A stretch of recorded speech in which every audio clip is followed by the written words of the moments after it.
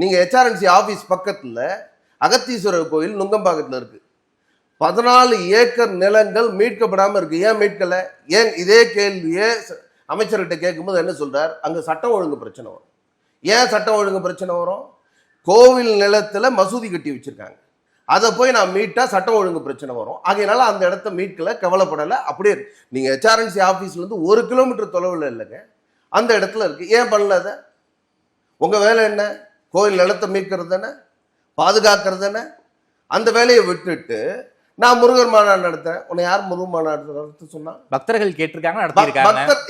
உங்களுக்கு ரைட்ஸ் கிடையாதுங்க. நீங்க யாருங்க நடத்த? இந்து முன்னணிக்கு என்ன ரைட்ஸ் சார் இருக்கு? இந்து முன்னணி ஒரு தனியார் அமைப்புங்க. நாங்க அரசாங்கம் இல்ல. கான்ஸ்டிடியூஷன் சொல்லி இருக்கக்கூடிய அரசாங்கம் கான்ஸ்டிடியூஷனை பின்பற்ற வேண்டிய நிலை. மத சார்பற்ற அரசாங்கம். அப்ப மத சார்புள்ள அரசாங்கம் சொல்லுங்க. ஏன் அதை சொல்ல மாட்டேங்கிறீங்க சார்? நாத்திகர்கள் மட்டுமே இந்த ஓட்டை அரசாங்கத்தை வந்து தேர்ந்தெடுக்கல சார், நம்பிக்கை உள்ளவர்களும் தான் தேர்ந்தெடுத்திருக்காங்க. ஸோ அவங்களுக்கும் அரசு செயல்படணும் இல்லையா? அதுக்காக தான் மாநாடு நடத்துறாங்க. ஐயா, நீங்க மாநாடு நடத்துங்க, வேண்டான்னு சொல்ல. மத சார்புள்ள அரசாங்கம் சொல்லிட்டு பண்ணுங்க, அதுல என்ன தப்பு?